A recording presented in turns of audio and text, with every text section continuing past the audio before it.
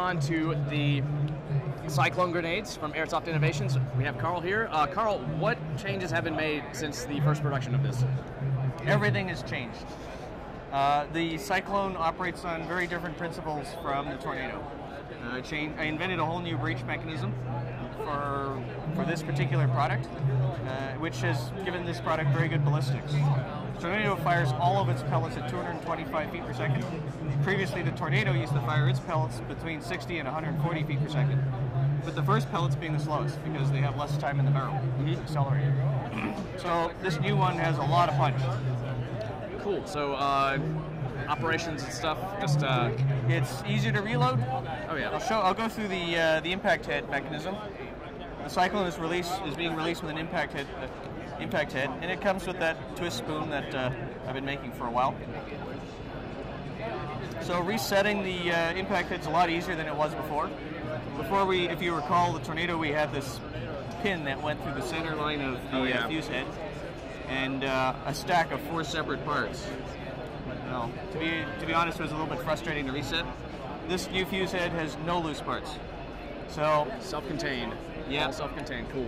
All you got to do is press that firing pin down on a flat surface, and then shift the firing pin forward to hook it onto a sear. It's hard to see in there, but there's a little steel sear surface in there. I think we got to get more light in there if you really want to get that. Can you see that? Okay, great. So all I'm going to do is press on the firing pin there, and then I'm going to rock it to camera left. Right? So I push that forward, and I hook it over. It's hanging on. Now it's reset. The next step is the hook on the spoon. The spoon has a feature, that L-shaped feature, which sits behind the firing pin and hooks it forward. So the firing pin will not fall off that sear when the spoon is on. So the spoon goes down, pin goes in. I like to put mine in through the left side because I'll be throwing right-handed, which makes the loop of the pin available to my left hand. And then clip that on. Pin is got 2 stages of safety. First stage is hooked on, which is like really locked out. Unhook it, and I call that primed. So loading it, you can do what I call dump reloading. You just scoop out a handful of BBs, hold your hand up to it and cradle the grenade, and lightly shake it and roll it while you're loading, and the BBs will fall into the passages for you. It's not going to be as great a stack as if you were to drop the pellets in one at a time, because what you do is you get double stacks in every one of those. I did that for more pellet density.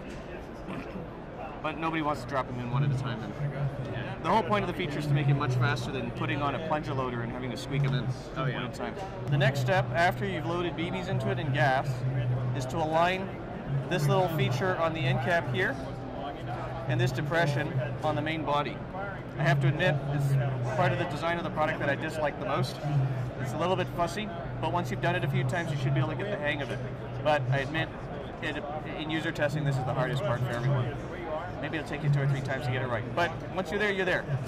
So I'm going to do this backwards because I want to show the camera, which makes it harder on me. But you want to line that up there and there. I'm going to have to look. Yep. You got that? Can you see how that's lined up in there? Cool. Okay, and I like to hook a finger over the top to just hold this down, and then I drop the lug ring. All I do is push down on it, and wiggle it until it drops down, and give it a twist on. Crank it all the way, and that will be a gassed up, loaded grenade ready to go. So it's a much faster reload than the Tornado. So the original plan for this product was to provide a lanyard loop on the spoon and one on the fuse head, so users could lanyard down their spoons. Unfortunately, I had to add this rubber cover late in the design process because it turned out that we were getting cracks in the body underneath it, and adding this cover ended up covering up the lanyard hole. I also couldn't put a lanyard hole where I wanted for the other thing, but it's actually not hard to add that feature back. Okay. All you've got to do is cut a little hole into this web at the front. Yeah, it almost has like where the seam is right there. Yeah, so anywhere there on the parting line, really. You want it as low as you can get because you want the knot on the other side of your lanyard as far away from the spoon as possible. Whatever you tie on, you don't want it to interfere with the spoon clearing off. So you run your lanyard mounting point somewhere into the web of the bumper on the fuse head, and then you can tie it through the lanyard hole there.